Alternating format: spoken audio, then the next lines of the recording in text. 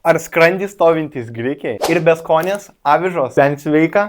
Į šį klausimą atsakė mokslininkai, kurie diabetų sergančias žiurkes gydė tradiciniais vaistais arba avižų ir grikių mišiniu. Kas čia per nesąmonė? Po 11 savaičių trukusio tyrimo mokslininkai gavo tokius rezultatus. Kaip ir tikėtasi, vaistus gavusios žiurkės reikšmingai sumažino savo cukraus kiekį kraujyje bei padidino jautrumą insulinui. O tai, kaip matai, yra gerai. Tačiau kas buvo netikėta, tai kad šis mišinys taip pat reikšmingai pagerino minėtus rodiklius. Negana to, žiurkės vartojusios vaistus turėjo labiau pažeistus kepenis, matuojant pagal specifinius rodiklius, negu kropomis mitusios žiurkės. Nors šis tyrimas atliktas su gyvūnais ir jo rezultatų negalima pritaikyti žmonėms, jis patvirtina ir kitų tyrimų išvadas, kad grikiai ir avižos yra labai sveika, nes juose gausu skaidulų, antioksidantų bei mineralų. Todėl valgyk grikius, negalvo, kad jie pakeis vaistus, nebent tave, kaip ir mane, aplinkiniai vadina žiurke.